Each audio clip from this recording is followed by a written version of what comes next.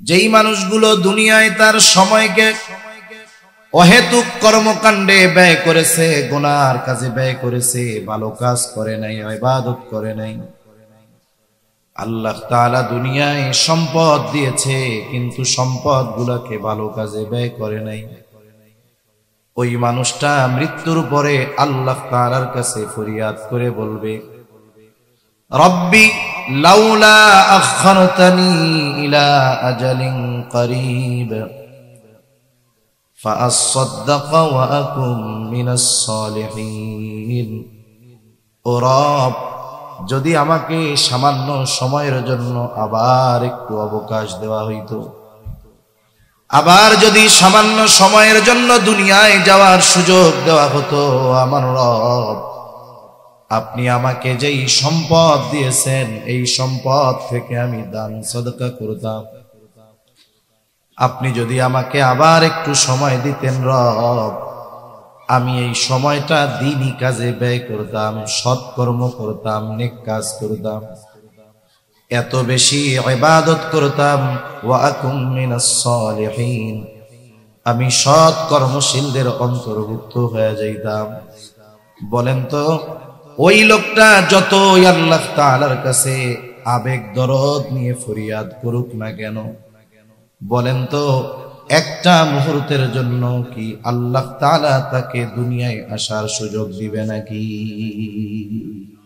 এই দুনিয়ার 60 বছর 50 বছর এই সময়টা যে যেইভাবে অতিবাহিত করবে, আলমে বরজখ থেকেই দুনিয়ার কর্মের মোটামুটি ফলাফল সে পাওয়া শুরু করবে। আমি যে কথাটা বোঝানোর জন্য এত কথা বলতেছি আপনাদের, এরপরে আলমে বরজখ থেকে এক সময় দীর্ঘকাল অবস্থান করে কিয়ামতের দিন হিসাব দেওয়ার পরে কারো ঠিকানা হবে জান্নাত, কারো ঠিকানা হবে জাহান্নাম। জান্নাতি জান্নাতে অনন্তকাল থাকবে, জাহান্নামী ও জাহান্নামে অনন্তকাল থাকবে। যে জান্নাতে থাকবে অনন্তকাল কল্পনাতীত নেয়ামত সে ভোগ করতে থাকবে। কি আছে জান্নাতে? কিছু নাজ নেয়ামতের কথা কোরআনুল কারীমে আল্লাহ তাআলা বর্ণনা করেছেন, কিন্তু নবীজি বলেন আলোচনার মাধ্যমেই, কথার মাধ্যমে কিন্তু স্বাদ বোঝা যায় না। আপেলের স্বাদ যদি বুঝাইতে হয় ওয়াজ কইরা স্বাদ বোঝানো যায় না, খাওয়াইয়া দিলেই হয়। সেই জন্য জান্নাতের নাজ নেয়ামতের বর্ণনার দ্বারাই জান্নাতের প্রকৃত নেয়ামতের বিষয়টা বাস্তবিকভাবে উপলব্ধি করা অসম্ভব।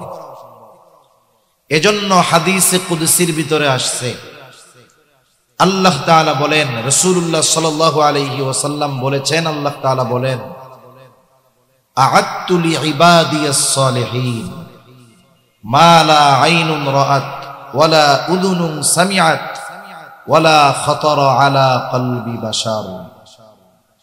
আমি আমার নেককার বান্দাদের জন্য এমন জান্নাত প্রস্তুত করে রাখছি, মা লা আইনুন রাআত, যা কোনো মানুষ তার চর্মচক্ষু দিয়ে দেখে নাই, ওয়ালা উযুনুন সামিআত, যেই নেয়ামতের কথা দুনিয়ার কোনো কান শুনে নাই, ওয়ালা খাতারা আলা কলবি বাশার, ওই নেয়ামত তো এমন, দুনিয়ার অনেক কিছু আছে বাস্তবে না পাইলেও কল্পনা করা যায়, কিন্তু জান্নাতের নেয়ামত হলো এই রকম যা দুনিয়ার কোনো মানুষের হৃদয় কল্পনা করতে পারে না। সুবহানাল্লাহ। এই দামি নেয়ামত আল্লাহ তাআলা দিবেন এই 60 বছরের কর্মের উপরে নির্ভর করে। এজন্য একটা মানুষের দুনিয়ার সবচাইতে মূল্যবান সম্পদ হলো এই দুনিয়ার 60 বছরের হায়াত। কিন্তু আফসোস, এই হায়াতটাকেই আমরা হেলায় খেলায় নষ্ট করে ফেলতেছি।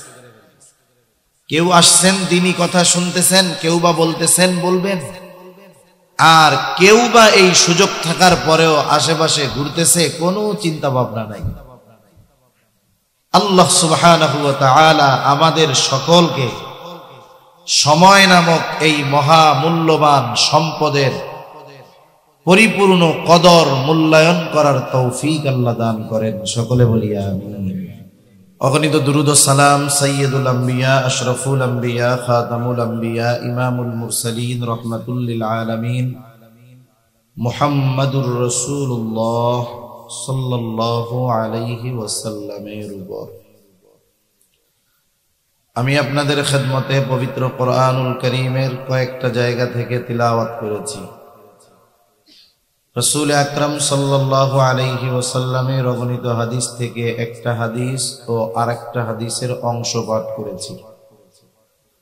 আল্লাহ তাআলার কাছে তৌফিক চাই, আল্লাহ তাআলা কিছু কথা আমাকে আপনাদের খেদমতে বলবার সুযোগ দান করেন, যে কথাগুলো আমাদের সকলের দুনিয়া এবং আখিরাতের জন্য কল্যাণকর হয়। সকলে বলি আমিন। আসলে দুনিয়ার অবস্থা হলো এইরকম যে মানুষ সময় সুযোগ থাকার পরেও সেই সময়কে দ্বীনি কাজে ব্যয় না করে তার অতিরিক্ত সময়গুলোকে সে অধিকাংশ ক্ষেত্রে গুনাহের কাজে ব্যয় করে থাকে। মানুষকে যদি জিজ্ঞাসা করা হয় যে আপনি অবসর সময়ে কি করেন, এই সময়গুলোতে কি করেন, অনেকে বলবে যে বন্ধুদের সাথে আড্ডা দেই, চায়ের দোকানে বসে কথাবার্তা বলি, যারা টেলিভিশন দেখে বলবে টেলিভিশনে অনুষ্ঠান দেখি, বিনোদন দেখি, খবর দেখি, পত্রিকা পড়ি। এইভাবে সময়গুলোকে অতিবাহিত করি, যেই সময়ে আমার কর্মব্যস্ততা থাকে না। তা ওইগুলো কেন করে? কর্মব্যস্ততা না থাকার কারণে সময়টাকে বিনোদনের মাধ্যমে কাটায়, অতিবাহিত করে। আপনারা যারা আসছেন তো আলহামদুলিল্লাহ, আপনাদের মতো অনেক মানুষ বিনা কারণে আশেপাশে বাহিরে সময় ব্যয় করতেছে। বলেন তো এরকম লোক আছে না নাই? মানব জীবনের বড় বড় নেয়ামত গুলোর মধ্যে অন্যতম দামি একটা নেয়ামত হলো হায়াত, সময়। মানুষ তার সৃষ্টি লগ্ন থেকে কয়েকটা ধাপ অতিক্রম করার পরে অনন্তকালের অবস্থান স্থলে সে যাবে। মানুষের অনন্তকালের অবস্থান স্থল দুইটার থেকে একটা হবেই। হয়তো তার অনন্তকালের অবস্থান স্থল হবে জান্নাত, না হয় তার অনন্তকালের অবস্থান স্থল হবে জাহান্নাম। মানুষ ওই অনন্তকালের চূড়ান্ত বাসস্থানে যাওয়ার আগে অনেকগুলো ধাপ, অনেকগুলো মঞ্জিল অতিক্রম করে। আসলে মানুষ কে? আমার আপনার যেই দেহটা দেখা যায় এটা মূলত মানুষ না। যদি এইটাই মূল হইতো তাহলে মানুষ মারা যাওয়ার পরে আমরা কি বলি? আব্দুর রহিম ইন্তেকাল করছে। আব্দুর রহিম কি করছে? ইন্তেকাল করছে। আব্দুর রহিম যখন ইন্তেকাল করে, আব্দুর রহিম এতদিন যেই বডির সাথে ছিল, এই বডির কোনো দাম থাকে? এটাকে বলি আমরা লাশ, লা শাইউন ফি, যার মধ্যে কিছুই নাই। মূলটা হলো রূহ। এই দুনিয়ায় এই রূহ মানব এই বডির ভিতরে আসার আগে আলমে আর ওয়াহের মধ্যে, রূহের জগতের মধ্যে লক্ষ লক্ষ বছর আমরা ছিলাম। রূহের জগতে ওইখানে কোনো ইবাদত ছিল না, নামাজ কালাম ছিল না, কিচ্ছু ছিল না। কি অবস্থায় ছিলাম আল্লাহ ভালো জানে। আল্লাহ তাআলা ওইখান থেকে আমাকে আপনাকে পাঠাইলেন আলমে বতন, মায়ের পেটের মধ্যে। অল্প কিছু কাল আমরা ছিলাম। আমাকে আপনাকে কিন্তু রূহের জগতে লক্ষ লক্ষ বছর ছিলাম। কিয়ামতে কি আল্লাহ জিজ্ঞাসা করবে যে রূহের জগতে লক্ষ লক্ষ বছর ছিলা, ওইখানে কি আমল করছিলা, এর হিসাব আমাকে দাও? বলেন তো, রূহের জগতের সময়ের হিসাব, কর্মের হিসাব আল্লাহর কাছে দেওয়া লাগবে? লাগবে না। এরপরে যখন আলমে বতন, মায়ের পেটের মধ্যে আসলাম, ওইখানে হয়তো আমরা ৯-১০ মাস ছিলাম মায়ের পেটের ভিতরে, তার চাইতে কম। 8-9 মাস বা 7-8 মাস এরকম ছিলাম, আল্লাহ তাআলা কি জিজ্ঞাসা করবে যে তুমি মায়ের পেটের ভিতরে যেই 9 মাস 6 মাস 7 মাস ছিলা, 8 মাস ছিলা, এই সময় কি আমল করছো তার হিসাব দাও? আল্লাহ কি জিজ্ঞাসা করবে? এরপরে আমরা আসলাম আলমে দুনিয়ায়। আলমে দুনিয়ায় আসার পর প্রাপ্তবয়স্ক হওয়ার আগ পর্যন্ত, বালেগা হওয়ার আগ পর্যন্ত যেই সময়, এই সময়ের ব্যাপারেও আল্লাহ তাআলা জিজ্ঞাসা করবে না তুমি দুনিয়ায় তোমার বালেগ হওয়ার আগ পর্যন্ত এই 12 বছর 13 বছর 14 বছর সময় কেমনে কাটাইছো? বলেন তো আল্লাহ তাআলা কি জিজ্ঞাসা করবে? করবে না। কিন্তু যখন একটা মানুষ বালেগ অথবা বালেগা হয়ে যাবে, এর পর থেকে মৃত্যু পর্যন্ত তার প্রতিটা মুহূর্তের হিসাব আল্লাহর কাছে দেওয়া লাগবে। আমি আপনি কি করেছি গোটা হায়াতের হিসাব আল্লাহর সামনে না দেওয়ার আগ পর্যন্ত এক পা নড়ার ক্ষমতা কারো হবে না। তাহলে মানুষের জীবনের সবচাইতে মূল্যবান সময়গুলো হলো প্রাপ্তবয়স্ক হওয়ার থেকে নিয়ে মৃত্যুর আগ পর্যন্ত। এই স্পেশাল সময়ের মধ্যে সুপার স্পেশাল সময় হলো তার যৌবনকাল। বালেগ হওয়ার থেকে নিয়ে যতদিন তার যৌবন থাকবে, এই সময়কালটা হলো সবচাইতে দামি মূল্যবান সময়। গোটা হায়াতের ব্যাপারে আল্লাহ তাআলা তো জিজ্ঞাসা করবেন, সাথে সাথে স্পেশাল ভাবে জিজ্ঞাসা করবেন যে তুমি তোমার যৌবনকাল কিভাবে অতিবাহিত করেছো। তা এই হায়াত এক সময় ফুরিয়ে যাবে। এই হায়াত হয়তো 40, 50, 60, 70, কারো বা 80 বছরই ধরেন সর্বোচ্চ। এর মধ্যে 12-13 বছর হিসাববিহীন, 75 বছর যদি ধরেন, 70 বছর যদি ধরেন, পরবর্তী 60 বছর তার হিসাব আল্লাহর কাছে দেওয়া লাগবে। এরপরে লোকটা যখন ইন্তেকাল করবে, দুনিয়ার জগৎ থেকে ট্রান্সফার হয়ে সে যখন চলে যাবে আলমে আরওয়াহ, রূহের জগতে, আলমে বরজখ, কবর জগতে চলে যাবে। বলেন তো আলমে বরজখে কোনো ইবাদত আছে? নাই। নামাজ কালাম আছে? নাই। ওই সময় কোনো ইবাদত নাই। তবে এই দুনিয়ার 60 বছর 50 বছর এই সময়টা যে যেইভাবে অতিবাহিত করবে, আলমে বরজখ থেকেই দুনিয়ার কর্মের মোটামুটি ফলাফল সে পাওয়া শুরু করবে। আমি যে কথাটা বোঝানোর জন্য এত কথা বলতেছি আপনাদের, এরপরে আলমে বরজখ থেকে এক সময় দীর্ঘকাল অবস্থান করে কিয়ামতের দিন হিসাব দেওয়ার পরে কারো ঠিকানা হবে জান্নাত, কারো ঠিকানা হবে জাহান্নাম। জান্নাতি জান্নাতে অনন্তকাল থাকবে, জাহান্নামীও জাহান্নামে অনন্তকাল থাকবে। যে জান্নাতে থাকবে অনন্তকাল কল্পনাতীত নেয়ামত সে ভোগ করতে থাকবে। কি আছে জান্নাতে? কিছু নাজ নেয়ামতের কথা কোরআনুল কারীমে আল্লাহ তাআলা বর্ণনা করেছেন, কিন্তু নবীজি বলেন আলোচনার মাধ্যমেই, কথার মাধ্যমে কিন্তু স্বাদ বোঝা যায় না। আপেলের স্বাদ যদি বুঝাইতে হয় ওয়াজ কইরা স্বাদ বোঝানো যায় না, খাওয়াইয়া দিলেই হয়। সেই জন্য জান্নাতের নাজ নেয়ামতের বর্ণনার দ্বারাই জান্নাতের প্রকৃত নেয়ামতের বিষয়টা বাস্তবিকভাবে উপলব্ধি করা অসম্ভব।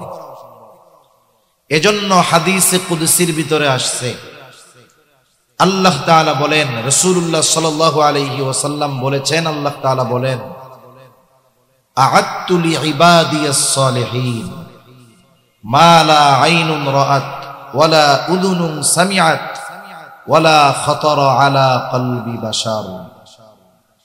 আমি আমার নেককার বান্দাদের জন্য এমন জান্নাত প্রস্তুত করে রাখছি মা লা আইনুন রাআত, যা কোনো মানুষ তার চর্মচক্ষু দিয়ে দেখে নাই, ওয়ালা উদুনুন সামিআত, যেই নিয়ামতের কথা দুনিয়ার কোনো কান শুনে নাই, ওয়ালা খাতারা আলা কলবি বাশার, ওই নিয়ামত তো এমন, দুনিয়ার অনেক কিছু আছে বাস্তবে না পাইলেও কল্পনা করা যায়, কিন্তু জান্নাতের নিয়ামত হলো এই রকম যা দুনিয়ার কোনো মানুষের হৃদয় কল্পনা করতে পারে না। সুবহানাল্লাহ। এই দামি নিয়ামত আল্লাহ তাআলা দিবেন এই ৬০ বছরের কর্মের উপরে নির্ভর করে। এজন্য একটা মানুষের দুনিয়ার সবচাইতে মূল্যবান সম্পদ হলো এই দুনিয়ার ৬০ বছরের হায়াত। কিন্তু আফসোস, এই হায়াতটাকেই আমরা হেলায় খেলায় নষ্ট করে ফেলতেছি। কেউ আসছেন দ্বীনি কথা শুনতেছেন, কেউ বা বলতেছেন বলবেন, আর কেউ বা এই সুযোগ থাকার পরেও আশেপাশে ঘুরতেছে, কোনো চিন্তা ভাবনা নাই। আল্লাহ সুবহানাহু ওয়া তাআলা আমাদের সকলকে সময় নামক এই মহা মূল্যবান সম্পদের পরিপূর্ণ কদর মূল্যায়ন করার তৌফিক আল্লাহ দান করেন। সকলে বলি আমিন। আসলে প্রকৃত সময়ের মূল্য বুঝে আসবে চোখ বন্ধ করার পর।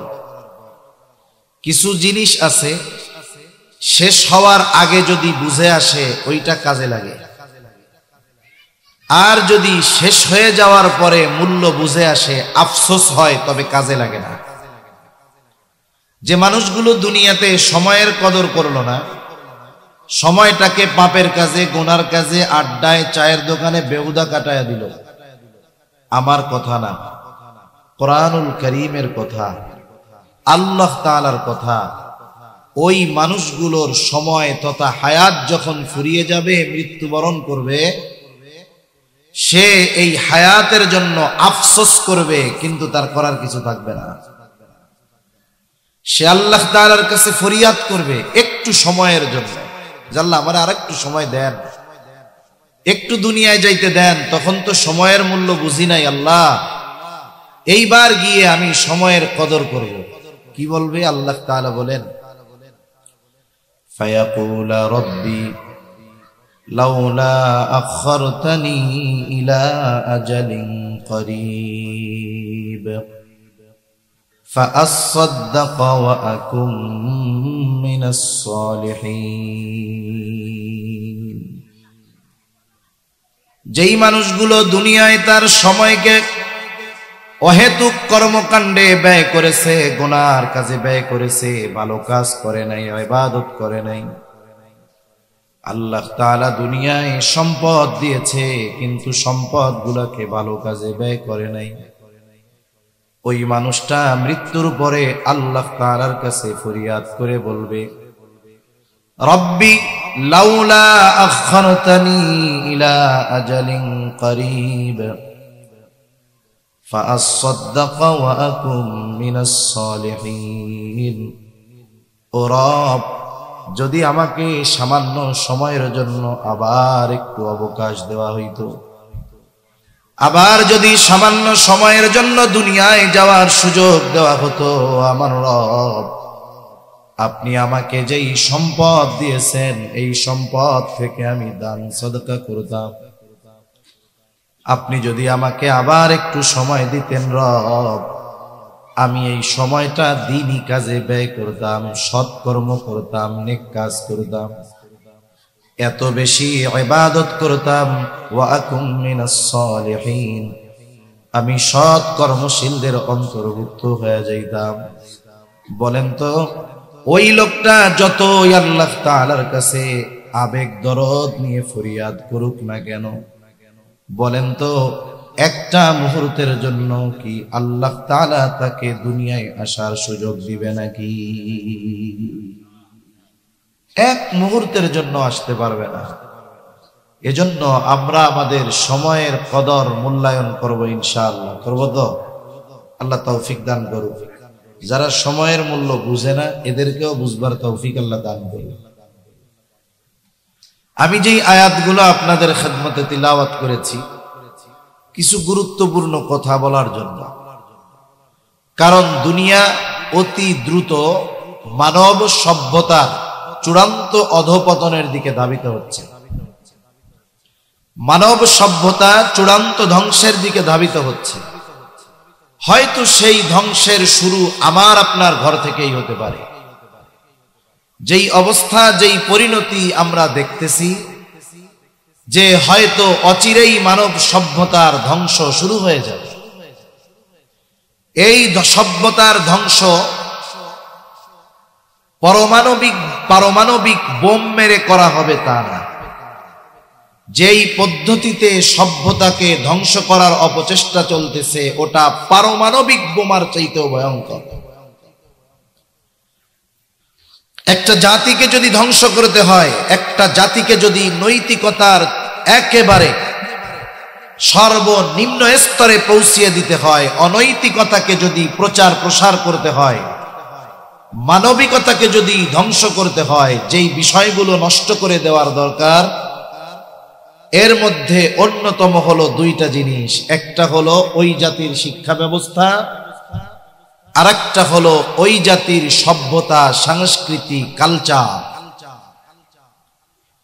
আমাদের পরিচয় আমরা মুসলিম। আমাদের পরিচয় কি বলেন তো? পরিচয় হলো মুসলিম।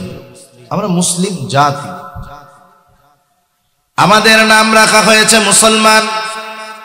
আল্লাহ তাআলা কোরআনুল কারীমের মধ্যে বলেন, মিল্লাতা আবিকুম ইব্রাহিম হুয়া সাম্মাকুমুল মুসলিমিন। মুসলিম মিল্লাতের পিতা হলো ইব্রাহিম আলাইহিস সালাম। মুসলমান জাতির পিতা ইব্রাহিম আলাইহিস সালাম। উনি আমাদের নাম রেখেছেন মুসলমান। এখন বলেন তো, যেহেতু আমরা মুসলিম জাতি, এই মুসলিম জাতির আলাদা সভ্যতা, সংস্কৃতি আছে না নাই? আছে। মুসলমানদের কৃষ্টি কালচার আছে। মুসলিম হিসাবে আমাদের করণীয় ছিল মুসলমানদের যেই কালচার, যেই সংস্কৃতি, এটাকে গুরুত্ব সহকারে লালন পালন করা এবং মান্য করা। যেমন মনে করেন, বিবাহ একটা সামাজিক অনুষ্ঠান। এই বিবাহটা সব ধর্মের মধ্যেই হয়। হিন্দু ধর্মের মধ্যেও হয়, বৌদ্ধ ধর্মের মধ্যেও হয়, খ্রিস্টান ধর্মের মধ্যেও হয়, মুসলিম ধর্মের মধ্যেও হয়। বলেন তো, হিন্দুরা তাদের বিবাহ অনুষ্ঠানে যত কিছু করতে পারবে, খ্রিস্টানেরা তাদের বিবাহ অনুষ্ঠানে যা করতে পারবে, বৌদ্ধরা তাদের বিবাহ অনুষ্ঠানে যা করতে পারবে, ওই একই বিবাহ অনুষ্ঠানে মুসলমানেরা কি সেগুলো করতে পারবে? পারবে না। কারণ মুসলমানদের একটা কালচার আছে, যে শরীয়ত বলে দিয়েছে বিবাহ অনুষ্ঠানে মুসলমান কি করতে পারবে আর কি করতে পারবে না। কিন্তু আফসোস, মুসলমানদের বিবাহের মধ্যে গিয়ে দেখা যায় বিবাহের মধ্যে মুসলমানদের কোনো কালচার নাই, সব অমুসলিমদের কালচারে ভরা। এ তো আমি একটা বললাম। এইভাবে প্রত্যেকটা ক্ষেত্রে যান, দেখবেন আমরা মুসলমান, কিন্তু ওই জিনিসগুলোকে উদযাপন করি অমুসলিমদের নীতি রীতি অনুসরণ করে। ঠিক কিনা বলেন?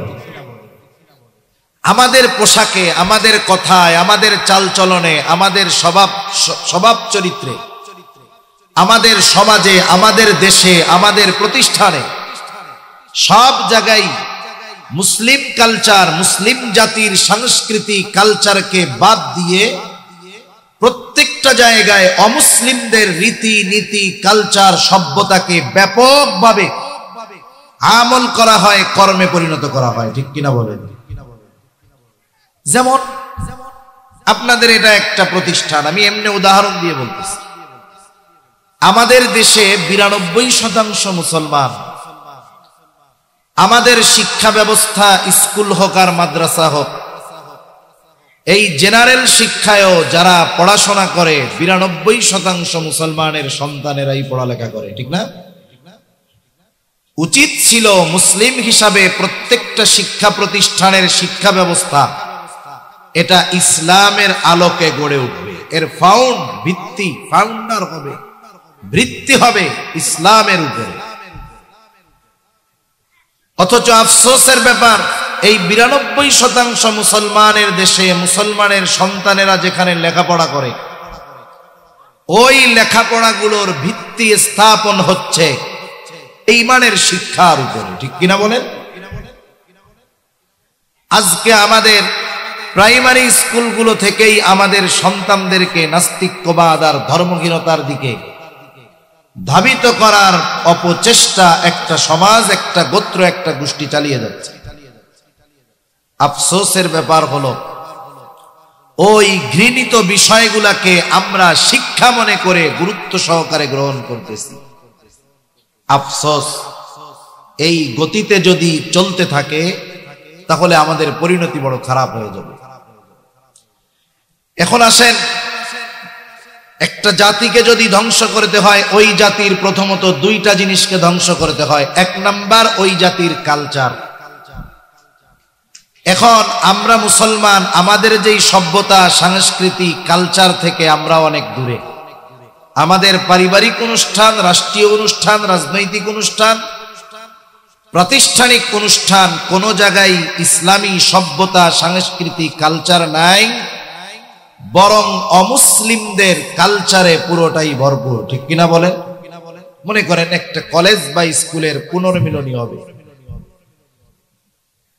হাজার হাজার ছাত্র একত্রিত হয়েছে স্কুলে, যে এই দিন সকল ছাত্রদের পুনর্মিলনী, শুরু থেকে এই পর্যন্ত যারাই প্রতিষ্ঠানে পড়েছে সকলে একত্রিত হবে। স্কুলগুলোর মধ্যে কি হয় দেখা যাবে, ওই দিন এই উদযাপন করবে যারা সবাই মুসলমানের সন্তান, কিন্তু দাওয়াত দিবে কাকে? হাটহাজারীর মুহতামিম সাহেব দাওয়াত দিব?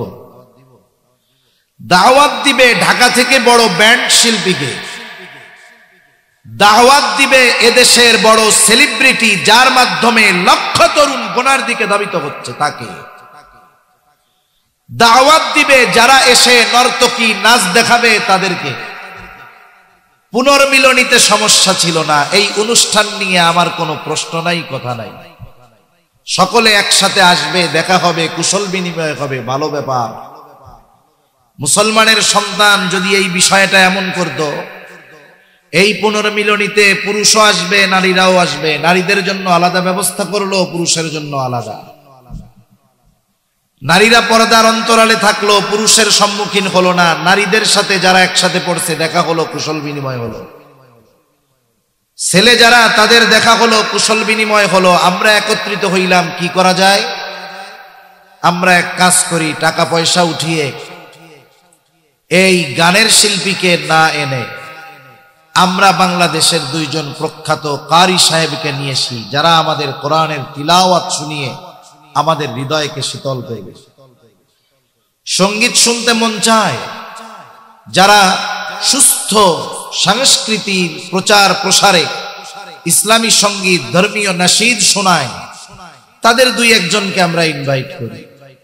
সর্বশেষ আমাদের কল্যাণ কামনায়, আমাদের ভবিষ্যৎ প্রজন্মের কল্যাণ কামনায়, আমাদের প্রতিষ্ঠানের কল্যাণ কামনায়, গোটা মানব সভ্যতা মুসলিম উম্মার কল্যাণ কামনায় দোয়া হবে।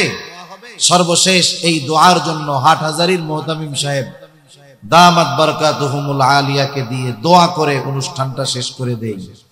আমাকে বলেন তো, কোন স্কুল, কলেজ, ভার্সিটির এই পুনর্মিলনী অনুষ্ঠানে যেখানে 90% উপরে মুসলমানের সন্তান, আমি যেই পদ্ধতিতে বললাম, এই পদ্ধতিতে কি কোন পুনর্মিলনী অনুষ্ঠান এই বাংলাদেশের কেউ কি কখনো করেছে?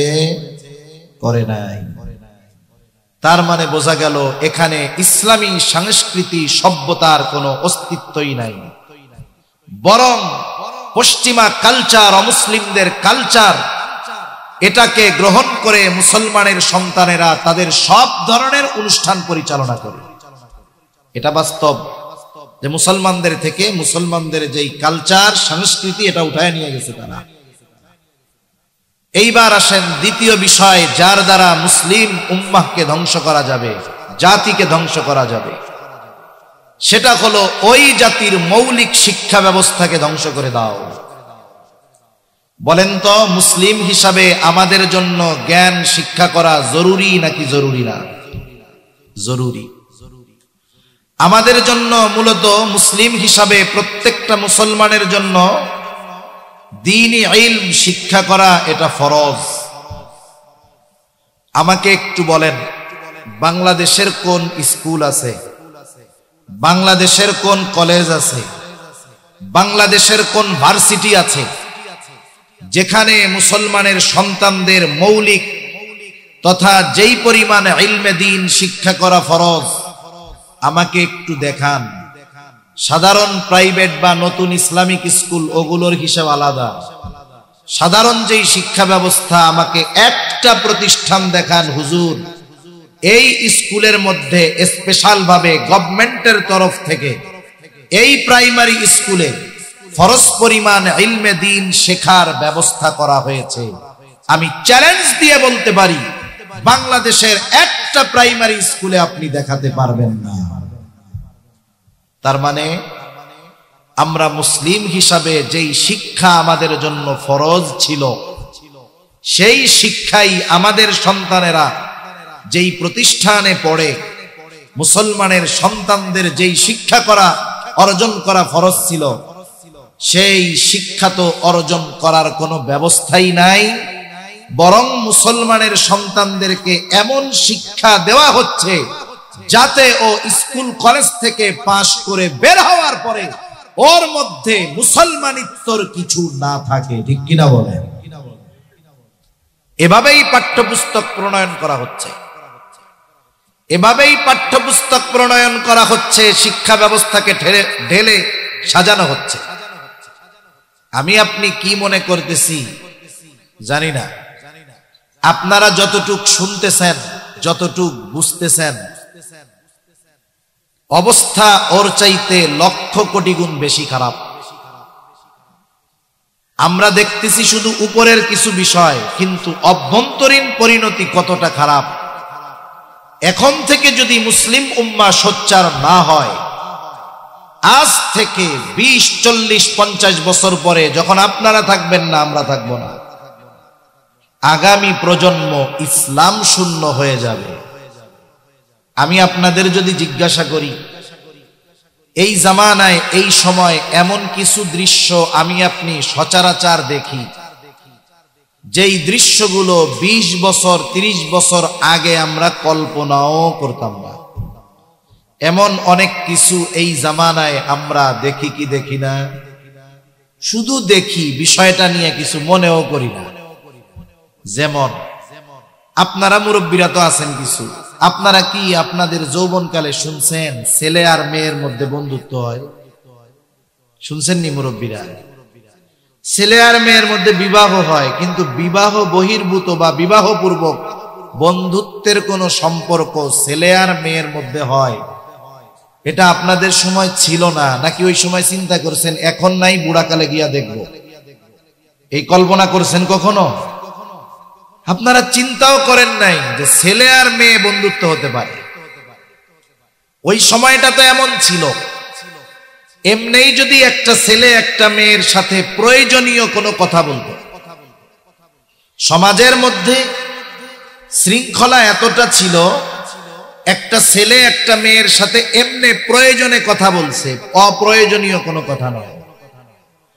এই দৃশ্য যদি কেউ দেখতো, ওই মুরব্বী ওই ছেলে মেয়ে স্কুল থেকে বাড়ি ফেরার আগে ওই ছেলে মেয়ের বাড়িতে গিয়ে ওই মুরব্বী বলতো যে তোমার ছেলেটারে সামলায় রাখো, অমকের মেয়ের সাথে কথা বলতে দেখছি। মেয়ের বাড়িতে গিয়া বলতো, তোমার মেয়েটাকে গিয়ে যখন বলতো, মা বাবাও শুকরিয়া আদায় করতো, ধন্যবাদ দিত যে আপনি বইলা ভালো করছেন, নাইলে বিষয়টা আরো খারাপও হইতে পারত। যেখানে একটা ছেলে একটা মেয়ে একই ক্লাসের একই এলাকার, কথা বললে বিষয়টা অন্য দৃষ্টিতে দেখা হতো। আজ থেকে 30 বছর আগে যেটা এরকম ছিল, আজ থেকে 30 বছর পর এখনকার পরিণতি হলো স্কুল কলেজে মেয়ে পড়ে, মাঝে মধ্যে তার ছেলে বন্ধুকে বাড়িতে নিয়ে আসে, মার কাছে এসে বলে, মা আমার ক্লাস ফ্রেন্ড, আমার বন্ধু। মা ও 36 পাটি দাঁত বাইর কইরা খিলখিল করে হাসি দিয়া বলে, বাজান বসো, তুমি ওর সাথে কথা বলো, আমি তোমার জন্য নাস্তা বানায় আনছি। এটা কি কল্পনা করছেন কখনো আপনারা? এই সমাজে এটা খুব সাধারণ বিষয়, একেবারে সিম্পল বিষয়। তাহলে চিন্তা করে দেখেন, আজ থেকে 30 বছর 20 বছর আগে যেটা কল্পনা করেন নাই, এটা অহরহ ঘটতেছে, কিছু চিন্তাও করেন না। এই ধারাবাহিকতায় যদি আগামী 30 বছরের পরিবর্তন ঘটে, তাহলে কি হতে পারে বলেন? কি হতে পারে ওটা আমিও কল্পনা করতে পারতেছি না, কিন্তু অবস্থা যে খুব খারাপ হবে এ ব্যাপারে কোনো সন্দেহ নাই। আর ওই খারাপ পরিবেশে বসবাস করবে আমাদের আগামী প্রজন্ম, আপনার সন্তান, আমার সন্তান, আপনাদের সন্তান। আমরা কেউ চাই না যে আমাদের সন্তানগুলোর ওই রকম খারাপ পরিণতি হোক, কেউ চায় না। সেজন্য এখন থেকেই এই খারাপির লাগাম টেনে ধরার দরকার। আমরা তো অনেক সময় মনে করি দ্বীনি ব্যাপারে, ইসলামের ব্যাপারে যখন কোনো আঘাত আসবে তখন এইটা উলামায়ে কেরামি শুধু বাধা প্রদান করবে, আমরা বসে বসে দেখব। বলেন তো, ঈমানের উপরে, ইসলামের উপরে যখন আঘাত আসবে, এই আঘাতের বিরুদ্ধে প্রতিবাদ শুধু উলামায়ে কেরামের করার দায়িত্ব নাকি সকল মুসলমানের জন্য দায়িত্ব? হতে পারে সাধারণ মানুষ দ্বীনি জ্ঞান কম থাকার কারণে, শরীয়তের গভীর জ্ঞান না থাকার কারণে গভীর ষড়যন্ত্র তারা অনুধাবন করতে পারবে না, বুঝতে পারবে না যে ষড়যন্ত্রটা কি হচ্ছে। কিন্তু উলামায়ে উম্মত, বিজ্ঞ উলামায়ে কেরাম যখন ওই ষড়যন্ত্র উপলব্ধি করে মুসলিম উম্মার সামনে ওই ষড়যন্ত্রের ব্যাপারে আলোচনা করবে, খবর দিবে, জানায়া দিবে, তখন তো মুসলিম উম্মার মানুষগুলোর উচিত ছিল নিজেরা নিজেদের ঈমান বাঁচানোর স্বার্থে, সন্তানদের ঈমান বাঁচানোর স্বার্থে, আগামী প্রজন্মকে ধ্বংসের হাত থেকে বাঁচানোর উদ্দেশ্যে সব মতের মানুষ এক হয়ে ওই ফিতনার বিরুদ্ধে, ষড়যন্ত্রের বিরুদ্ধে উলামায়ে কেরামের নেতৃত্বে দুর্বার আন্দোলন গড়ে তোলা। ঠিক কিনা বলেন? আমি যদি জিজ্ঞাসা করি, আপনারা তো হাটহাজারীর মুসলমান, আপনারা তো এখানে থাকেন, আপনারা আপনাদের মূল্যায়ন বা মর্যাদা অবস্থান হয়তো নিজেরা বুঝেন না। হাতি যে এত বড়, বলেন তো হাতি কি দেখতে পারে? নিজে যে এত বড় হাতি, এটা কিন্তু হাতি জানে না। না জানার কারণ কি? হাতির বড় 2টা কান আছে, এই কানের কারণে ও ওর নিজের বডি দেখতে পারে না। কিন্তু হাতি যে বিশাল বড়, আমরা দেখি কি দেখি না? দেখি। হাতি যদি জানতো আমি এত বড় আর আমার এত শক্তি, তাহলে হাতির পিঠে ওইটা চিকুন সিপসিপে লিকলিকে একটা ছেলে হাতিকে অর্ডার কইরা লাঠি দিয়া বাড়ি দিয়া যা মন চায় তা করাইতে পারত। আপনারা তো হাটহাজারীর মুসলমান, গোটা দেশের মুসলমানেরা আপনাদের দিকে তাকায় থাকে যে বাংলাদেশে ইসলাম বিদ্বেষী এমন একটা বিষয় হচ্ছে। দেখি হাটহাজারী থেকে কি খবর আসে, তাদের অবস্থা কি, অবস্থান কি, আমরা একটু দেখি। এজন্য হাটহাজারী যখন প্রতিবাদ মুখর হয়, গোটা বাংলাদেশের মুসলমানেরা তখন ওই বিষয়ের প্রতিবাদের জন্য ফুসলে উঠে। ঠিক কিনা বলেন? এখন আমি আপনাদের বলি, একটা প্রাইমারি স্কুলের মাঠেই তো মাহফিলটা হইতেছে। এই প্রাইমারি স্কুল, এটা primary school, high school, primary school আছে না? এই যে স্কুল, প্রাইমারি স্কুল আর হাই স্কুলে বর্তমান যেই পাঠ্যপুস্তক দেওয়া হয়েছে, এই পাঠ্যপুস্তকের মধ্যে সুকৌশলে আমার আপনার সন্তানদেরকে দ্বীনহীন করার এক ষড়যন্ত্র চালু হয়েছে। এ খবর কম বেশি আপনারা কি জানছেন? জানার পরে কি করছেন দুই একজন একটু কন আমারে, যে হুজুর আমি তো একা কিছু করতে পারি নাই, আমার ছেলেটারে প্রাইমারি স্কুল থেকে নিয়ে মাদ্রাসায় ভর্তি করে দিছি, তুই পান বেচা খাবি, তোর অফিসার হওয়ার দরকার নাই। আমারা একটু বলেন মুসলমান অভিভাবক আপনারা কি এই পাঠ্যপুস্তকের বিরুদ্ধে প্রতিষ্ঠানে এসে বলছেন যে এই পাঠ্যপুস্তক যদি থাকে সন্তানদের পড়াবো না? নাকি মানববন্ধন করছেন, নাকি মিছিল করছেন ঈমানের দাবিতে? একটু বলেন তো। কিছুই করেন নাই। শুনেন, আমরা তো হুজুররা আপনাদের বলার পরে শেষ পরিণতি কি হয় জানেন? আমরা জেলখানায় যাব আর আপনারা আমাগুলাইকে বসে বসে দোয়া করবেন আর আফসোস করবেন। এটা হতো না যদি সাধারণ অভিভাবক, মুসলমান অভিভাবকেরা সম্মিলিতভাবে এই প্রতিবাদে অংশগ্রহণ করত, তাহলে এই দেশের প্রাইমারি লেভেল থেকে নিয়ে একেবারে শেষ পর্যন্ত শিক্ষা ব্যবস্থাকে ইসলামের আলোকেই সাজানো হতো। কিন্তু অভিভাবকদের ওই চিন্তা নাই। আমরা চিন্তা করি আমাদের সন্তান বড় অফিসার হবে, টাকা উপার্জন করবে, বিসিএস ক্যাডার হবে, শেষ জীবনে ছেলের সাথে তার ওই সরকারি বিশাল ফ্ল্যাটের মধ্যে আরামে থাকবো, আর কি লাগে আমার, ওইখানে বৈশা বৈশা তসবিহ পাঠ করবো, এরপরে মইরা গেলে তো কাম শেষ। আপনি আমি যদি এই চিন্তা করে চুপ করে বসে থাকি, উলামায়ে উম্মতের জবান হয়তো নিস্তব্ধ করে দেওয়া হবে, সাথে সাথে আপনাদের পরিণতিও খারাপ হয়ে যাবে। কিন্তু আপনারা যদি এই ইস্যুগুলোকে কেন্দ্র করে উলামায়ে কেরামের নেতৃত্বে কে কোন দলের কে কোন মতের তা না দেখে ঈমানের দিকে খেয়াল করে এই বিষয়গুলোর ব্যাপারে প্রতিবাদ মুখর হয়ে উঠতেন, ওই জালেমরা চিন্তা করত উলামায়ে কেরাম একা নয়, এদেশের লক্ষ কোটি মুসলমান তাদের সাথে আছে। এই জন্য এই আলেমদের বিরুদ্ধে যদি কোনো ব্যবস্থা নেওয়া হয়, তাহলে এই উলামায়ে, এই সাধারণ মানুষেরা ঈমানের দাবিতে আন্দোলন করবে আর এদেরকে আটকায় রাখা যাবে না। কিন্তু বাস্তবতা হলো আমরা মনে মনে চিন্তা করি যা হয় হোক, আমি তো বেঁচে আছি আলহামদুলিল্লাহ। কিন্তু এই কাজ করে কতদিন টিকা যাবে? এজন্য প্রত্যেকের অবস্থান থেকে এই বিষয়গুলোর ব্যাপারে প্রতিবাদ এবং এই বিষয়গুলোর ব্যাপারে ব্যবস্থা নেওয়ার দরকার আছে না নাই? এখন আসেন, দ্বীনি শিক্ষা নিয়েই কয়েকটা কথা আপনাদের খেদমতে বলার ইচ্ছা করেছিলাম। আজানটা কয়টায় হবে ভাই? কি বললে ভালো হইতো। আজান 7:40 মেরে ফেলবে না মরে? কয়টায়? 7:30 7:30 পর্যন্ত।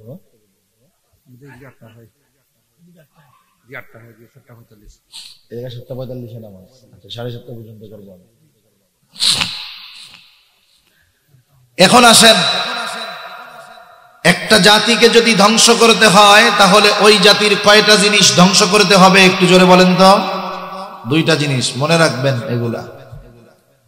শুনেন, আমি তো নিজেই সুর দিয়া ওয়াজ করি, আমাদের সুরেলা ওয়াজ শুনতে ভালো লাগে, এটা ঠিক। হয়তো আমি যদি একটু টান টুন সুর দিয়া কইতাম আরো লোকজন এসে জড়ো হয়ে যেত। কিন্তু কিছু কথা আছে যে কথাগুলো উম্মতের প্রয়োজনে বলতে হয়, উম্মতের কল্যাণের জন্য বলতে হয়। আর আপনি যখন হক কথা বলবেন, সত্য উপকারী কথা বলবেন, তখন এমনিতেই আপনার দলে আপনার মতে লোকের সংখ্যা কমে যাবে, এটাই বাস্তবতা। এখন আসেন, একটা জাতিকে যদি ধ্বংস করতে হয় তাহলে 2টা জিনিস তাদের ধ্বংস করার দরকার। এর মধ্যে অন্যতম একটি হলো ওই জাতির শিক্ষা ব্যবস্থা। আর মুসলিমদের শিক্ষা ব্যবস্থা সাজানো হবে দ্বীনি শিক্ষার আলোকে। ওই শিক্ষা ব্যবস্থায় কমপক্ষে এতটুকু ইলমে দ্বীন থাকবে যতটুকু শরীয়ত মুসলমানদের জন্য শিক্ষা করা ফরজ বলে সাব্যস্ত করেছে। তাহলে আমাদের দেশের সাধারণ যেই শিক্ষা ব্যবস্থা, যেখানে অধিকাংশ মুসলমানের সন্তানেরা পড়ে, ওই শিক্ষা ব্যবস্থায় ফরজ পরিমাণ দ্বীন শিক্ষা তো বহুদূর, বরং ওই মুসলমানদের সন্তানেরা যেই প্রতিষ্ঠানে পড়ে ওই প্রতিষ্ঠানগুলোয় পড়াশোনা করে মুসলমানের সন্তানেরা দিনহীন বেঈমান মুসলমানিত্ব হারানোর মতো অবস্থা হয়ে যাচ্ছে, ঠিক কিনা বলেন? এখন আসেন আমরা একটু শিক্ষা ব্যবস্থা নিয়ে একটু বিশ্লেষণ করি। শিক্ষা ব্যবস্থা আমাদের দেশে, শিক্ষা ব্যবস্থাটা প্রধানত দুই ভাগে বিভক্ত। একটা হলো সাধারণ শিক্ষা ব্যবস্থা, জাগতিক শিক্ষা ব্যবস্থা, আর একটা হলো ধর্মীয় শিক্ষা ব্যবস্থা। সাধারণ যেই জেনারেল শিক্ষা ব্যবস্থা এর দুইটা দিক, একটা হলো উপকারী দিক আর একটা হলো অনুপকারী দিক। এখন আমাকে আপনাকে আগে জানতে হবে মানুষ শিক্ষা কেন অর্জন করবে। ইংরেজিতে একটা প্রবাদ আছে, education is the backbone of nation, শিক্ষা জাতির মেরুদণ্ড। এখন এই শিক্ষা অর্জন করব কেন আর কোন শিক্ষা জাতির মেরুদণ্ড, এটা আমাকে আপনাকে জানতে হবে। এক নম্বরে শিক্ষা অর্জন করার উদ্দেশ্য ডাক্তার, ইঞ্জিনিয়ার, টাকা পয়সা, বিসিএস ক্যাডার হওয়া নয়। মূলত শিক্ষা অর্জনের মূল উদ্দেশ্য হবে নিজেকে একজন সুনাগরিকে, ভালো মানুষে পরিণত করা। এটা হবে শিক্ষার মূল উদ্দেশ্য। এখন আসেন, শিক্ষার মূল উদ্দেশ্য অর্জিত হয় কোন শিক্ষার মাধ্যমে? চ্যালেঞ্জ করে বলতে পারবো, যেই শিক্ষার মধ্যে কোরআন সুন্নাহ নাই ওই শিক্ষা কশ্চিনকালেও জাতির মেরুদণ্ড হতে পারে না। ওই শিক্ষা কোনোদিন একটা মানুষকে পরিপূর্ণ নীতি, নৈতিক এবং উত্তম চরিত্রের অধিকারী বানাতে পারে না। যদি এমনটাই হতো যে এই বাংলাদেশের জেনারেল লাইনের সবচাইতে বড় শিক্ষিত সে এই দেশের সবচাইতে বড় বুজুর্গ, যদি এমনটাই হইতো তাহলে বাংলাদেশে একটাও দুর্নীতিবাজ থাকতো না। আমাদের বাংলাদেশে যারা বিভিন্ন মন্ত্রণালয়ে কর্মরত আছে, মন্ত্রী এমপিদের কথা বাদ দেন, ওইটা বলতেছি না, যারা মন্ত্রণালয়ের সচিব আছে, উপসচিব আছে, আপনারা অনেকেই জানেন এই সচিব উপসচিবদের এত সম্পদ দেশের বাইরে আছে যেটা আপনি কল্পনাও করতে পারবেন না। কেউ যদি এদেশের সচিব হওয়ার ইচ্ছা পোষণ করে তাহলে এই দেশের যেই জেনারেল শিক্ষা ব্যবস্থা ওই শিক্ষা ব্যবস্থার সর্বোচ্চ পর্যায়ে তাকে উপনীত হতে হয়। আমরা সাধারণত এদেশের কারিকুলামে সর্বোচ্চ শিক্ষিত বলি তাকে যিনি একজন বিসিএস ক্যাডার। এরপরে যারা ডক্টরেট করে, এমফিল করে, ওগুলো আলাদা সাবজেক্ট। এখন এদেশের একজন বিসিএস ক্যাডার হওয়ার পরে তিনি সচিব হলেন, কিন্তু এই বিসিএস ক্যাডার হওয়ার পথে দিন শিক্ষা ছিল না, যার কারণে ওই লোকটা এই দেশের জেনারেল কারিকুলামের সর্বোচ্চ শিক্ষিত হওয়ার পরেও ভালো মানুষ হতে পারে না, বরং সে দুর্নীতির মধ্যে 1 নম্বর হয়, ঠিক কিনা বলেন? কিন্তু আপনি এদেশে এমনটা দেখাতে পারবেন না যে ধর্মীয় কারিকুলামে তথা মাদ্রাসায় পড়াশোনা করে, মাদ্রাসা বলতে আমি আলিয়া মাদ্রাসা বলতেছি না, কওমি মাদ্রাসায় লেখাপড়া করে হাফেজ হয়ে, মুফতি হয়ে, শাইখুল হাদিস হয়ে, মুহাদ্দিস হয়ে তথা ধর্মীয় শিক্ষা ব্যবস্থায় সর্বোচ্চ শিক্ষিত হবার পর ওই লোকটা কানাডার বেগমপাড়ায় 10টা বাড়ি করছে, অথবা সে কোটি কোটি টাকা দুর্নীতি করেছে। ধর্মীয় শিক্ষায় সর্বোচ্চ শিক্ষিত ব্যক্তির ব্যাপারে আল্লাহর কসম এই রকম একটা অভিযোগও দুনিয়া খুঁজে আমাকে দেখাতে পারবেন না। তাহলে প্রথম বিষয় নিশ্চিত, জাগতিক শিক্ষা অর্জন করে দুর্নীতিবাজ হওয়া যায়, জাগতিক শিক্ষা অর্জন করে ক্ষমতায় বসা যায়, জাগতিক শিক্ষা অর্জন করে সম্পদ পাচার করে বিদেশে বাড়ি গাড়ি বানানো যায়, কিন্তু প্রকৃত মানুষ হওয়া যায় না। আর ধর্মীয় শিক্ষা অর্জন করে হয়তো কোটি কোটি টাকা অর্জন করা যায় না, বিদেশে বাড়ি গাড়ি করা যায় না, কিন্তু এই ধর্মীয় শিক্ষা অর্জন করার দ্বারা একজন বাস্তবে মানুষে পরিণত হওয়া যায়। ধর্মীয় শিক্ষা অর্জন করে হয়তো কোটি টাকার মালিক হওয়া যায় না, নীতি নৈতিকতা সম্পন্ন মানুষ হওয়ার কারণে হাজারো লক্ষ কোটি মানুষের অন্তরে ভালোবাসা নিয়ে স্থান লাভ করা যায়। ঠিক কিনা বলেন?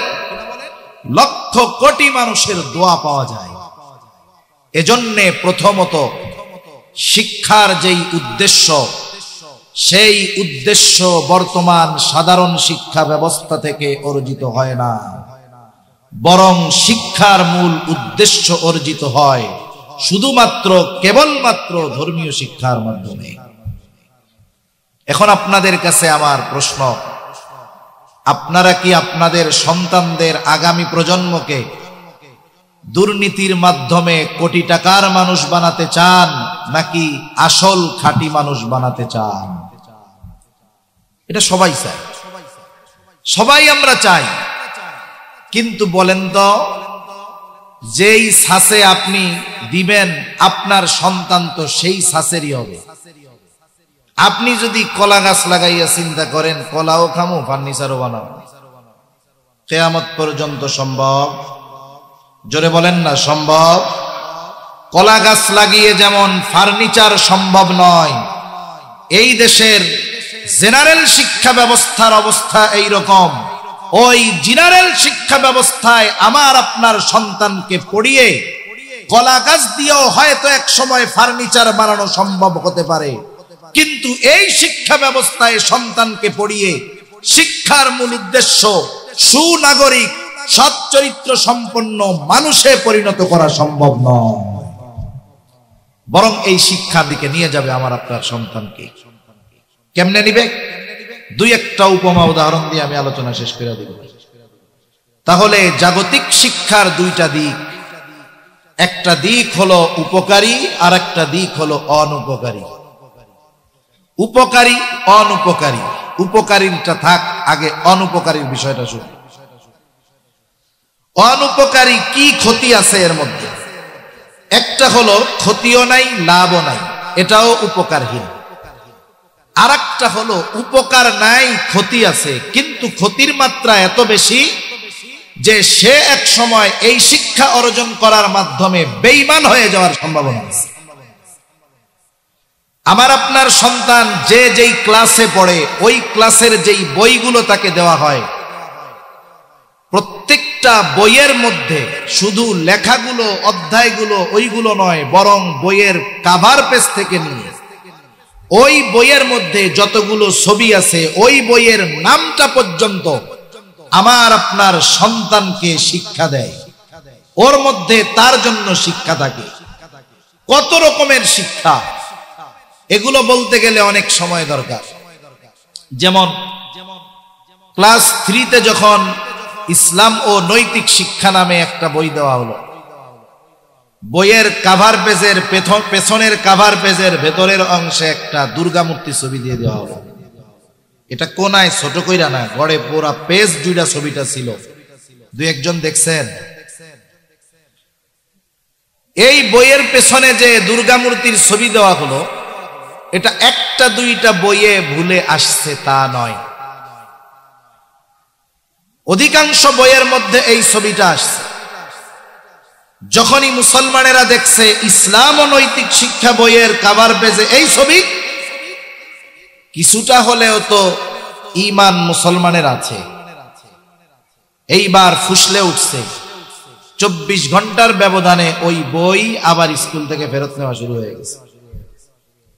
আপনারা মনে করতে পারেন হুজুর উঠায়া তো নিল, আর তো দিবে না। না না, এইটা দিয়া মূলত টেস্ট করছে যে আপনারা আমরা কি করি, আমাদের অবস্থাটা কি। একটু চুপ থাইকা দেখতেন, ওইটা কি উঠাইতো? জীবনে উঠাইতো। আর আপনারা যদি মনে করেন যে ওই ইচ্ছাকৃত ভুলটা এইবারই মনে হয় শেষ, না, এরা এইটা বারবার বারবার করবে, 15 বার করবে, 20 বার করবে, হয়তো ভুলগুলো অন্যভাবে করবে, এই ভুলটা করবে না, কিন্তু এই রকম অন্য ভুল ইচ্ছা করে করবে। এখন আমি আপনি যদি 10-12 বার প্রতিবাদ করার পরে চিন্তা করি এটা তো প্রতিবার করে, প্রতিবাদ করে লাভ কি? ওদের উদ্দেশ্য তখনই হাসিল হবে। চুপ থাকবেন, ওইটা আর পরিবর্ধন সংযোজন বিয়োজন করবে না, ওইটা তখন কন্টিনিউ করা শুরু করবে। এজন্য এই রকম কোন বিষয় যখন আমার আপনার সামনে আসবে, ঈমানের দাবিতে এই বিষয়গুলোর বিরুদ্ধে আমাদেরকে প্রতিবাদ করতে হবে, ঠিক কিনা বলেন? এবার আসেন ইসলাম ও নৈতিক শিক্ষা, এটা সব ক্লাসেই তো আছে। এখন ইসলাম ও নৈতিক শিক্ষা, একটা সময় আমরাও প্রাইমারি স্কুলে পড়ছি, আমাদের সময় বইটার নাম ছিল ইসলাম শিক্ষা, এর আগে ছিল ইসলাম ধর্ম শিক্ষা। এক সময় ইসলাম ধর্ম শিক্ষা বাদ দিয়ে, ধর্ম বাদ দিয়ে শুধু ইসলাম শিক্ষা দেওয়া হলো। মনে রাখবেন, একটা বিষয়কে যদি বাদ দিতে হয়, ওই স্থানকে পরিপূর্ণ করার জন্য নতুন শব্দের প্রয়োজন হয়। আমাদের শিক্ষা ব্যবস্থাকে সেকুলার শিক্ষা ব্যবস্থা বানানোর অপচেষ্টা চলতেছে। সেকুলার বুঝেন তো? সেকুলার কারা? যাদের কোনো ধর্ম নাই, যাদের কোনো কি নাই, ধর্ম নাই, অথবা সে নিজের সব ধর্মের লোক কয়। আছে না আমাদের দেশে, গর্বের সাথে বলে আমি দেশে আসলে নামাজ পড়ি, আবার কলকাতায় গেলে পূজাও করি। আবার কতজন কয় যে মুসলমানের ঈমান এত দুর্বল না যে পূজা অর্চনা করলে সেই ঈমান নষ্ট হয়ে যাবে, ওই ঈমান আমাদের না। এ তো অন্য দেশের লোক কয় নাই, অন্য জেলার লোক বলে নাই। যেই জেলার লোক বলছে আপনারা সেই জেলার লোক। আমাদের বড় দুর্ভাগ্য যে তাকেই দেওয়া হয়েছে শিক্ষামন্ত্রীর দায়িত্ব। শেয়ালের কাছে যদি ওয়াজ কইরা আপনি মুরগি বর্গা রাখেন, শেয়াল কি চিন্তা করবে? না, হাটহাজারির বড় হুজুর এই মুরগিটা আমার কাছে আমানত রাখছে, এটারে আর খাওয়া যাবে না, ও তো বরকত মনে করে খাবে, যেটা আগে খাওয়ার দরকার। যেই ব্যক্তি ওই রকম কথা বলতে পারে, তার হাতে যদি শিক্ষা ব্যবস্থার দায়িত্ব দেওয়া হয়, আল্লাহই জানে আমাদের এই সাধারণ শিক্ষা ব্যবস্থার কি করুণ পরিণতি আছে, আল্লাহই বলে। এখন এই শিক্ষা ব্যবস্থাকে এমন ভাবে ঢেলে সাজানোর প্ল্যান করা হচ্ছে যেখানে কোনো ধর্ম থাকবে না। কিন্তু বাংলাদেশের মানুষ কিন্তু ধর্মপ্রাণ, নামাজ না পড়লেও ধর্মকে ভালোবাসে। এদেশ থেকে ধর্মীয় কৃষ্টি কালচার লেখা উঠায় দেওয়া কঠিন। এজন্য প্ল্যানিংটা আমি বলি আপনাদের, আপনারা বুঝবেন আশা করি। প্রথম বইয়ের নাম ছিল ইসলাম ধর্ম শিক্ষা, এরপরে ধর্ম শব্দটা বাদ দিয়ে দেওয়া হলো ইসলাম শিক্ষা। এই সময় কিন্তু মানুষ বুঝে নেই, মনে করেছে ইসলাম তো আছে। এখন বলেন তো, ওরা কি শিক্ষা ব্যবস্থায় ইসলাম রাখতে চায় নাকি বাদ দিতে চায়? হঠাৎ করে যদি বাদ দিয়ে দেয়, আপনারা মাইনা নিবেন? নিবেন না। এই জন্য প্ল্যানিং করলো, একটাকে যদি বাদ দিতে হয় ওর বিকল্প আর একটা দাঁড়া করাইতে হবে। একটারে বাদ দিতে হইলে ওর বিকল্প দাঁড়া করাইতে হবে। এমন একটা শব্দকে খুঁজে বের করতে হবে যেই শব্দটা ব্যবহার করলে সব ধর্মের বিষয়টা ওর মধ্যে চলে আসবে, শুধু ইসলাম বুঝাবে এমন শব্দ না। এরা এটা চিন্তা ভাবনা কইরা ইসলাম শিক্ষা বইয়ের নাম দিল ইসলাম ও নৈতিক শিক্ষা। ইসলাম ও নৈতিক শিক্ষা। আমি আপনাদের জিজ্ঞাসা করি, বলেন তো ইসলাম কি নৈতিকতার শিক্ষা দেয়? দেয় না? নিঃসন্দেহে দেয়। কেউ যদি বলে ইসলামের মধ্যে নীতি নৈতিকতা নাই, আমি বলবো ও বেঈমান, কোনো সন্দেহ নাই। একমাত্র ইসলামই মানুষকে পরিপূর্ণ নীতি নৈতিকতার শিক্ষা দিয়েছে, যা দুনিয়ার অন্য কোন দর্শন, ধর্ম, মতবাদ, মতদর্শন দিতে পারে নাই। তাহলে ইসলামের মধ্যে যদি নৈতিকতা থাকেই, তাইলে আলাদা করে উল্লেখ করার কারণ কি? উল্লেখ করার উদ্দেশ্য যেটা, উদ্দেশ্যটা হলো এক সময় ছিল ইসলাম ধর্ম শিক্ষা, ধর্মবাদ দিয়ে আছে শুধু ইসলাম শিক্ষা। এখন নতুন করে যোগ করা হলো ইসলাম ও নৈতিক শিক্ষা। আপনি চুপ কইরা থাকেন, লেখা রাখতে পারেন 20 বছর পরে এই বইয়ের মধ্যে ইসলাম শব্দকে বাদ দিয়ে শুধু নাম থাকবে নৈতিক শিক্ষা।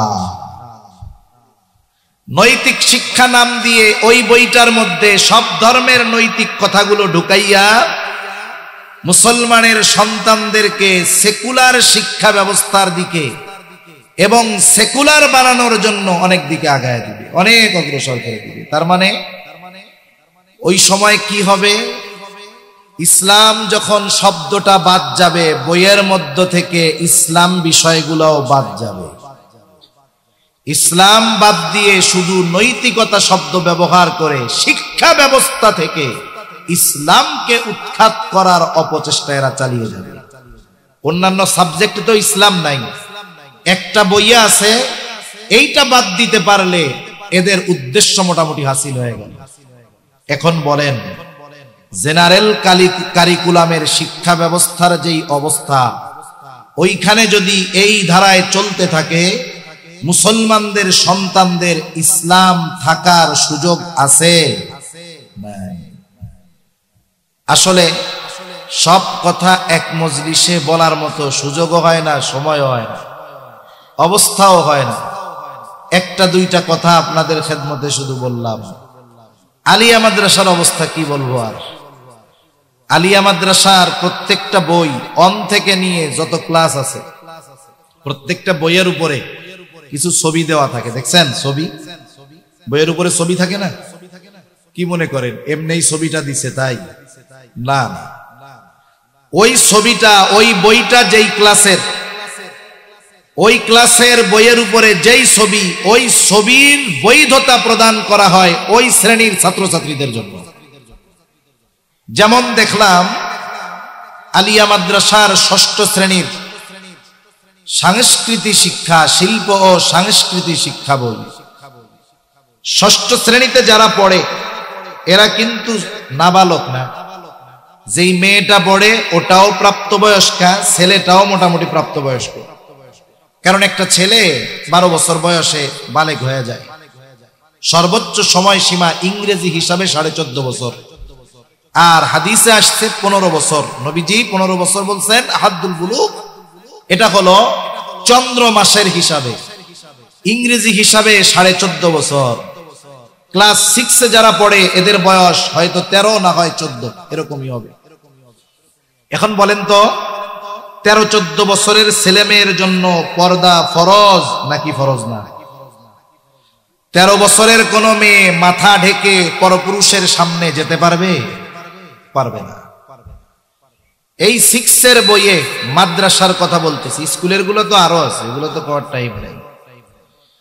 মাদ্রাসার 6 বইয়ে একটা মেয়ে হারমোনিয়াম বাজিয়ে গান গাচ্ছে, মাথা খোলা, চুল খোলা। আর একটা মেয়েও ওই রকম মাথা টাথা খোলা, কিছু নাই মাথায়, ও নাচতেছে। বলেন তো, বাদ্যযন্ত্র এটা হালাল না হারাম? বেপর্দা হয়ে বাদ্যযন্ত্র বাজায়া গান গাচ্ছে, নাচতেছে। এখানে কমপক্ষে 4টা হারাম কাজের দৃশ্য আছে। কয়টা হারাম কাজের? এই ছবিটা দিয়ে কি বুঝাইলো? বুঝাইলো এই 6ষ্ঠ শ্রেণীর ছেলে মেয়েরা, তোমরা যদি হারমোনিয়াম বাজায়া গান গাও, নাচানাচি করো, চুল খুইলা রাখো, এতে তোমাদের কোনো অপরাধ না। এই সোয়ের মেজাজ মস্তিষ্কে এইগুলো ঢুকায় দেওয়া হচ্ছে।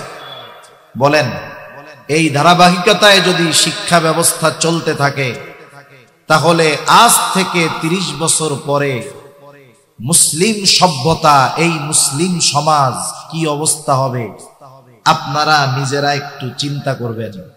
এবং শিক্ষার মূল উদ্দেশ্য যদি হয় আপনি আপনার সন্তানকে সুনাগরিকে পরিণত করবেন, আল্লাহর কসম প্রকৃত সহি দ্বীন শিক্ষার মার্কাজ মাদ্রাসা ছাড়া, দ্বীন শিক্ষা ছাড়া একজন মানুষকে পরিপূর্ণ নীতি নৈতিকতা এবং সুনাগরিকে পরিণত করা সম্ভব নয়।